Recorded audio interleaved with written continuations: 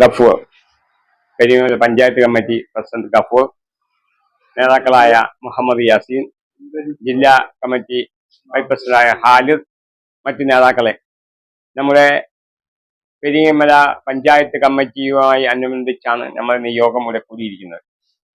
ഈ യോഗത്തിന്റെ അധ്യക്ഷനായി നമ്മുടെ ഗഫൂർ മണ്ഡലം പ്രസിഡന്റാണ് നേതൃത്വം നൽകുന്നത്. ഈ പരിപാടിയിൽ പങ്കെടുക്കാൻ എനിക്കൊരു അവസരം തന്നതിൽ ഈ പഞ്ചായത്ത് കമ്മിറ്റിയോട് നന്ദി ഞാൻ ആദ്യമായി അവതരിപ്പിക്കുന്നു. ഈ 17-ാം തീയതി വഖഫ് ബോർഡ് നിയമത്തിനെതിരെ രാജ്ഭവൻ മാർച്ച് നടത്തുകയാണ് സംസ്ഥാന ജില്ലാ കമ്മിറ്റി.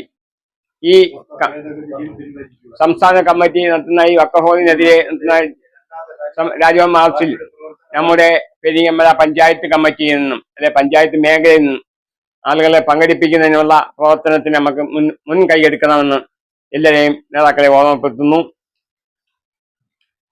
അടുത്തതായി നമ്മൾ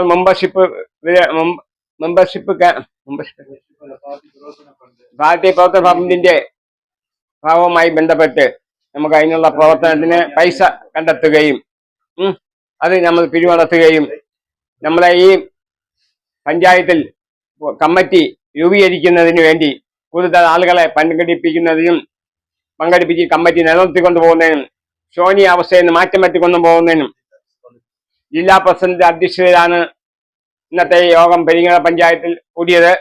ജില്ലാ പ്രസിഡന്റ് അധ്യക്ഷൻ നഗരു അഷ്റഫ് അവരുടെ അധ്യക്ഷതയിൽ കൂടിയ യോഗത്തിലാണ് നമ്മൾ ഇപ്പോൾ എല്ലാവരും ഉള്ളത്.